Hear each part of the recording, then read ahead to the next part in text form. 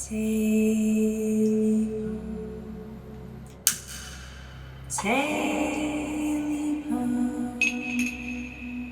I'm coming. Teleport. One of my favorite stories as a child. Ooh, that and scary stories to tell in the dark. Not the newer ones. You know the ones I'm talking about. With the older illustrations, the ones by Stephen Gamble, the ones that make the stories 10 times scarier because they're the eeriest drawings I've ever seen in my life. I don't think I can show you because of copyright, but I'll try to give you a glimpse. Hey stranger, Elaine Aeris here. Welcome to a very special recording on All Hallows Eve. I'm actually recording this on All Hallows Eve, but by the time this comes out, it will be Halloween, so forget what I just said. Happy Halloween! I thought we could do something a little bit different today. I wanted to tell you some scary stories. And see, these stories, they're a little bit scarier than usual. You want to know why? Because sometimes the truth is scarier than fiction. Let's start out with a bang, shall we? Very unsettling encounter with stranger at my door. This happened about 3 years ago, but I still think about it from time to time and it still creeps me out. So this post was made 2 years ago and this happened 3 years ago. That means this happened about 5 years ago. See, I can do math. I, 21 male at the time, had just moved into a new apartment on the first floor of a building. So ground floor apartment, got it. It was late one night and my roommate was out when somebody knocked on the door. This was not uncommon as we were in college and my roommate had friends that would come by to hang out at all hours of the day. I just figured it was one of his friends, so I get up and check the peephole, as we do. Staring right back at me through the peephole is an eyeball pressed against it. Again, this is also something that one of our friends might do just to be funny. I chuckled and opened the door, surprised to see a guy in his mid-20s that I didn't recognize. He was strange, to say the least. What about him was strange? Oh, he was very hyper and immediately launched into a door-to-door salesman type pitch. I can't remember exactly what he was even selling, but it was something about the local university, which I also attended at the time. The whole time he was talking, he kept looking past me into the apartment. Ugh. He was fidgeting and even standing on his tiptoes to see inside. Still, I just thought the guy was weird and nervous and might not have been all there. You know? I get it. I politely declined to buy anything from him, but he wouldn't take no for an answer. I finally had to be pretty stern in telling him that I wasn't interested. He finally accepted defeat, and as I was closing the door, he put his hand out and stopped the door from closing. No, that's not. That's Gaston behavior, and we all know that Gaston is a villain. Before I can be like, what the f***, dude? He smiles at me and says, I like Mario Kart on the Nintendo 64 too. Now, me and my roommate had been staying up late into the night playing Mario Kart 64 in my bedroom for the past several days before that. But there was nothing that he could see from the apartment entrance that had anything to do with Mario Kart. I was taken aback and trying to add things up in my head and confusingly asked, how do you know I play Mario Kart? He then got super nervous and said, oh, I just thought that anyone with a couch like that would be into Mario Kart on the Nintendo 64 because, you know, it's like a retro game and that's a retro couch. Question mark, question mark, question mark, question mark, question mark, question mark, question mark, question mark, question mark, question mark. It feels as though that dude was caught. And he proceeded to pull an excuse out of his brain that didn't make sense. What the hell is that explanation, lol? Then he was like, okay, bye, and literally scurried away. I shut the door and locked it. Nothing like that will make you make sure that your door is definitely locked. I start trying to put the pieces together on how he could have known that, because obviously it wasn't because of my grandma's old couch. It sure wasn't. Remember, it's a first floor apartment that backed up to the woods. Okay. I'm going to admit one of my biggest fears here. And that is it being nighttime and being in a well-lit room and having it be dark outside and someone looking in on you, seeing everything you're doing without you being able to see them. And because of that, I always have all of my curtains drawn, except for the ones behind me. These ones don't draw. So these face out into the side yard, and I sure hope there's no one out there right now, because that would make me very happy. It gives me the bejeebies, because I don't know if you guys think about it, I've seen a lot of random things that way. Things that I don't think people thought that I could see. Okay? We had this like apartment manager who was rumored to be hooking up with some of the tenants.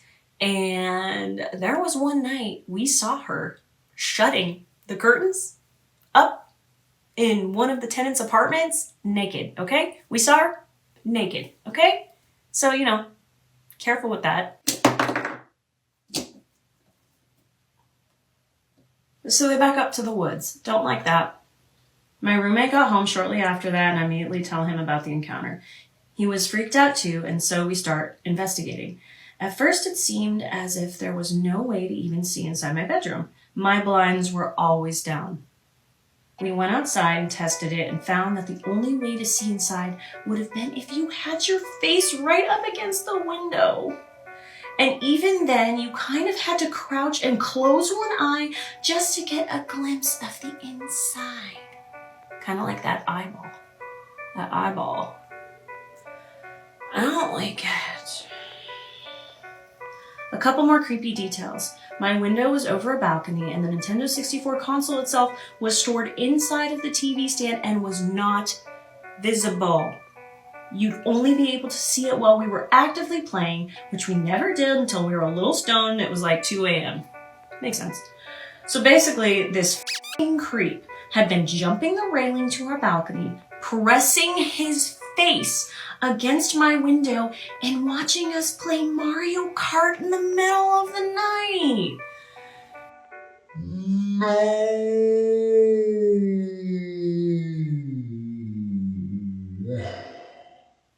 I don't like that at all.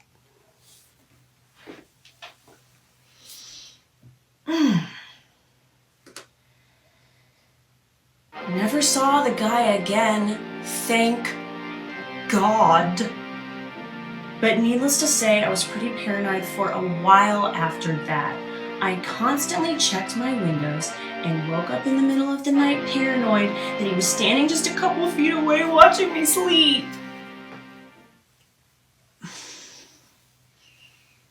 How do you know he wasn't, though? How do you know he wasn't?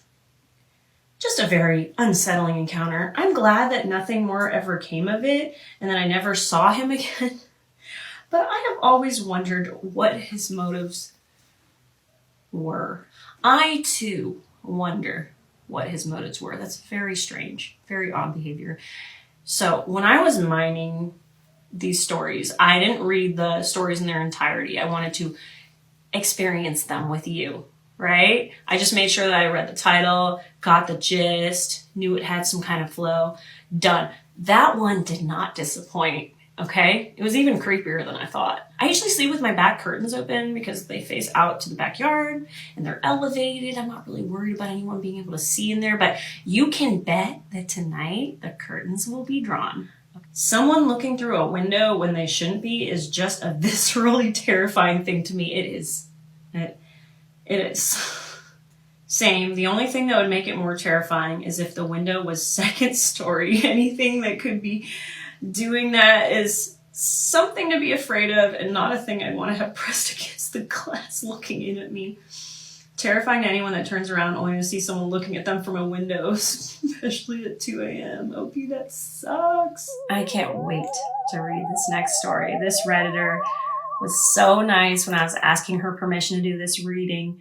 And I could just tell when I was reading the first part that it was so eloquently written. And look at this title, Dog Sitting That Turned Dastardly. I mean, you had me at dastardly. A 3-syllable word like that, you know it's going to be good. Warning, very long. Oh, I'm sorry. Did you need something to drink? How rude of me. You're good? Okay. I'm writing this partly for entertainment purposes, but also because I've never put this story to paper. By doing so, I'm hoping to fill the black hole in my memory about this event. I only remember this creepy occurrence up to a certain point, and then it's just gone. Too long, didn't read it end. I can't write succinctly to save my life. That's okay. We love a good long story. After college, I wanted to volunteer in my community in a meaningful way, and I chose to become a in crisis lifeline volunteer. That is so freaking commendable. The training was every Saturday for 2 months, and each session lasted several hours. It was intense and a big commitment, but I felt empowered to help someone at their lowest point and keep them safe for one more day. After college, I was just partying. This makes me think this is a good person. Okay, we're blue now. Is it too much? Is it too much? I wanted to mix it up with each story. I thought it would be fun. Once I started answering the phones as a Lifeline volunteer, it was heartbreaking and energetically taxing, but also incredibly rewarding. And I tried my very best to connect with anyone that heard my voice on the other end of their line. Earth angels doing this, dude. My fellow volunteers were a huge reason I was in any way successful, as they provided support and encouragement and sometimes ideas on what to say.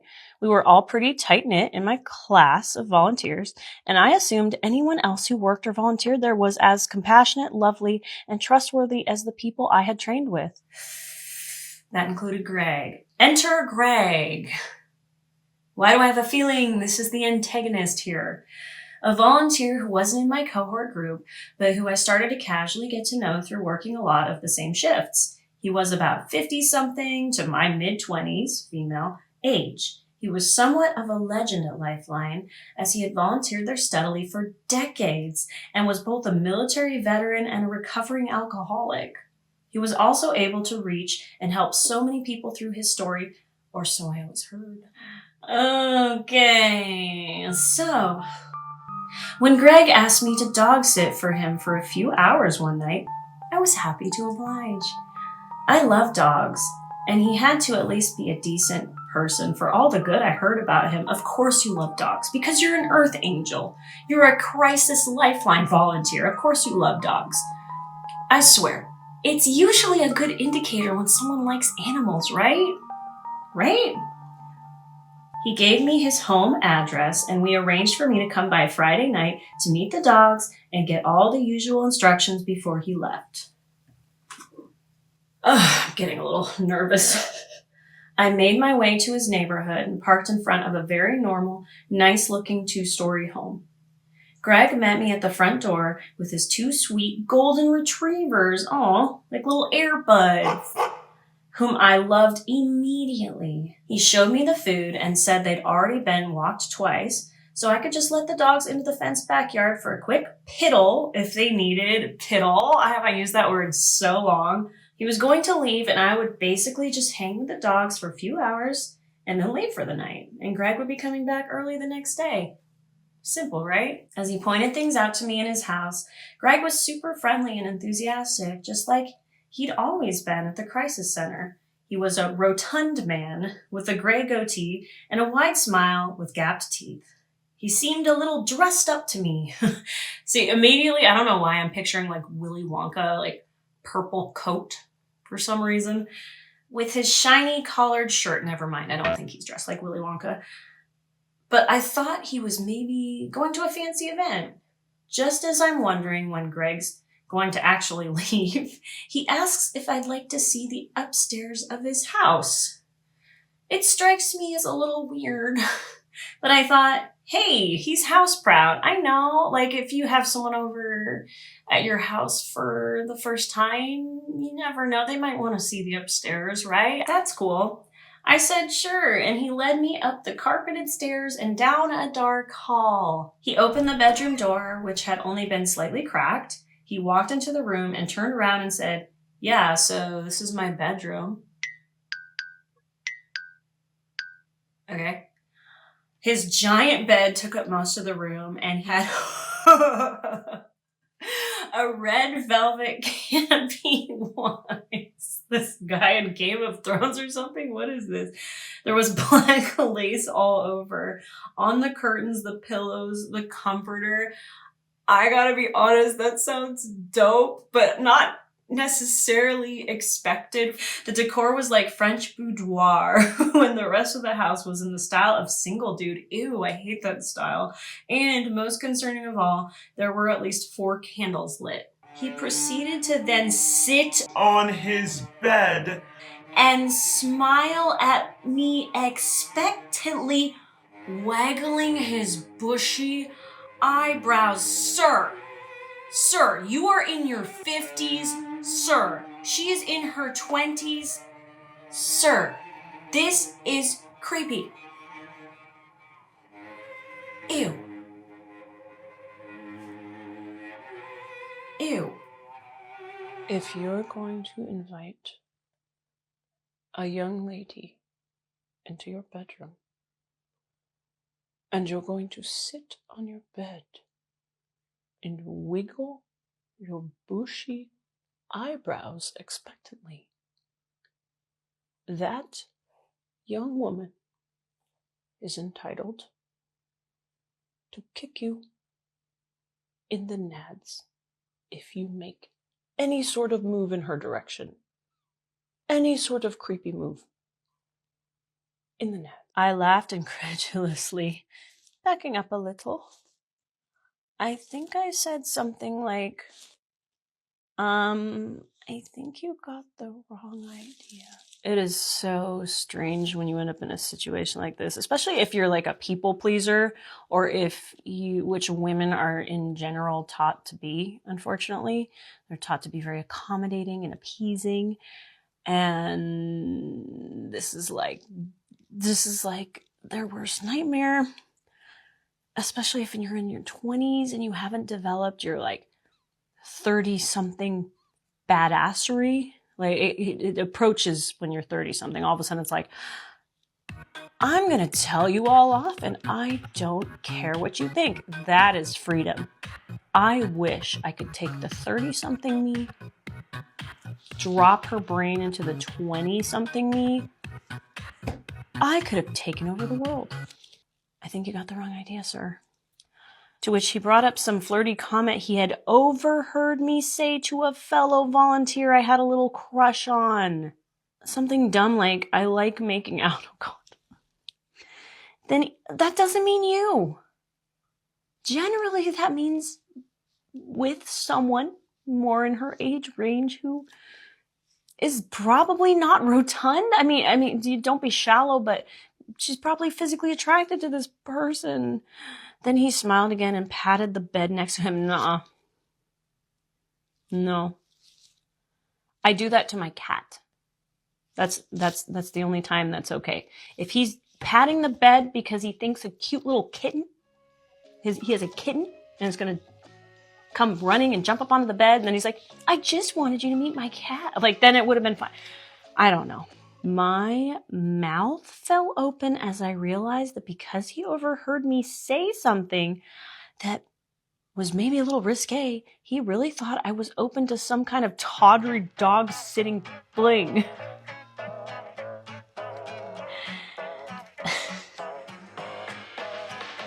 And not to toot my own horn, but I was young and cute then, and he was, well, not. I understand.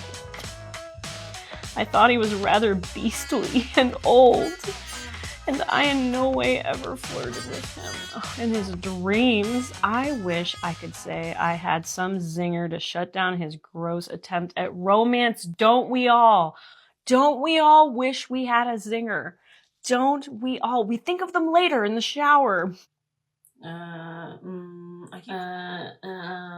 keep trying to think of something good to tell him off. I probably would have just said something mean about his age, you know? Like, sir, I only make out with people who don't remember the invention of the printing press. You know, something snide like that. But I was too shocked to do anything other than cross my arms over my chest and shake my head. No, I think that's enough. No is a complete sentence. His face dropped its Letterman-esque smile then, and it was like a cold chill came into the room. That's fun. Well, I better get going, he said, and looked at me with absolute darkness and disdain, barely trying to conceal his disappointment. I could tell he was embarrassed, and I was too. He grumbled as he hastily blew out the candles and then started walking toward me and the bedroom door to leave. I quickly scooted out of the room before him, almost jumping down the stairs. Within minutes, Greg had grabbed his keys and left through the garage, closing it after him. Before he left, he bitterly said to call him if I had any problems. Okay. Ugh. When he was gone, it was deathly silent, except for the click of the dog's nails on the linoleum as they danced around me. My heart was pounding. I wanted to get out of there, but I also wanted to make sure the dogs were okay. Plus, I did feel better with him out of the house. The next few hours passed uneventfully. That's good. When it was about 8 or 9 at night, I was ready to leave. Then I realized Greg had not left me with a key of any kind. I checked the front door in hopes it would be the kind where you don't need a key to lock it. You know, the push and lock type, but it was a deadbolt. I had a weird sinking feeling in my chest. I went out the sliding glass door to the backyard, and there was no egress that I could find. I called Greg, but that was fun. He sounded amused again when he answered.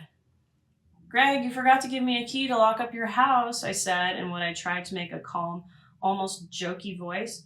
Oh, whoops, he replied, not sounding surprised at all. He chuckled a little. Maybe you can get out through the garage, he suggested, and I liked that idea. Or, if that doesn't work, you can just sleep in my bed. Is this guy for real? He suggested casually. Gross! I did not like that idea and ignored it. He told me to call him back if I needed him to come home. I assured him I would be fine. Yeah, I would avoid that. I went to the dark garage, turned on the light, and shut myself in so the dogs would be in the house and not escape. Then I opened the garage door and did that thing where you close it and run underneath it. Only I hadn't done that maneuver for a decade, and this was the newfangled safe version of a garage door that would detect an object underneath and not close. Don't you love that? As the door bounced back up, I thought, Greg knew this would happen. I just felt it. My last memory is letting the golden retrievers who had been whining and scratching at the door into the garage with me after the garage door closed and hugging them as I cried into the fur of their necks. This poor woman, that's so sad.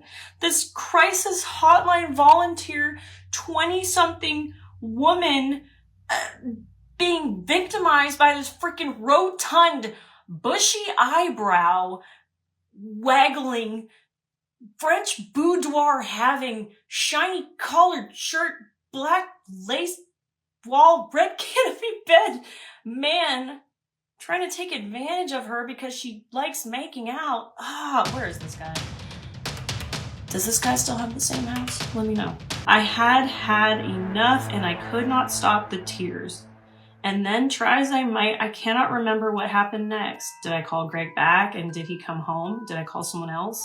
Did I just leave with the door unlocked despite my people-pleaser personality? I feel like she probably didn't do that, but she might have been so scared that maybe she did. I don't know. I have tried and tried to remember, but it's almost like I blacked out after that moment in the garage. Maybe my brain is protecting me. I freaking hate that. I really hope she didn't call him back, because I don't think she would. I wouldn't. I would find a way out. I would find a way out. Like out through... I don't even know. Out through a window or something? I don't even know. Prologue. I don't know if I ever saw Greg again. Just can't remember. He died suddenly of a heart attack a few years later. Okay, well, I guess I don't need to find him now.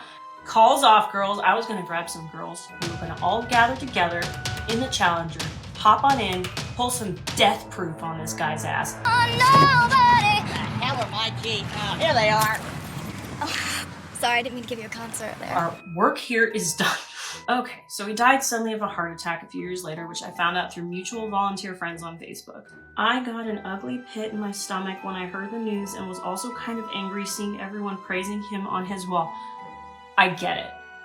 I get it. Because you know what? If you want people to speak well of you in death, you should live kindly in life. You shouldn't be eulogized or glorified just because you passed on. I don't think you've earned that. Okay, taking notes. I kept picturing him patting the bed next to him in his bedroom with that smirk on his face and his candles. His candles. I just keep thinking about his candles. I'm blowing out the candles all sad. I'm glad he helped all of the people he did, but I was a naive young woman who was doing him a favor, and I didn't expect nor deserve to be hit on. No, you did not. Okay? I also now realize that he probably didn't need a dog sitter at all and just set it up to try and get lucky. That's disgusting, and you're probably correct. When I rebuffed him, I reckon he went and sat at an Arby's. Just picturing him all fancy at Arby's. Thanks for reading. That was somewhat cathartic. TLDR, dog sat for a guy who seemed totally normal and platonic, and then he skeeved on me then, and I felt like he accidentally, sort of on purpose, somewhat trapped me in his house. Yeah. Sounds about right. Ugh. We'll see what some people have to say about this. Also, that memory blackout, totally valid. Trauma does that. Your brain probably went into protect mode. Don't beat yourself up for not remembering. It's not weakness, it's survival. Yeah, I'm hoping she just blacked out because no more major events happened. I mean, I've had some traumatic experiences, and it is actually kind of strange how there can be gaps in your memory that fill in some of the holes that make the whole situation make more sense. Like, there can be a creepy encounter, and you don't actually remember, like, getting home from the creepy encounter. You don't actually remember the part where you get away. To me, that's so odd, but it does happen. I don't know if it's just like that didn't feel like your brain didn't think that was useful information because maybe at that point you were safe. You know, I really am curious how she got out of there. Rest in pieces. I don't freaking know. I can't handle anymore. Don't fucking do that, Google. Why are you guys beeping? Magic 8 Ball? Are we all safe tonight? Most likely. Okay. There we go. That's what we want to see. Most. Hey Google, why did you beep like that earlier? Sorry, I didn't understand. Why does the other one keep beeping too? What's happening? Is there a ghost? Outlook good. All right. Okay.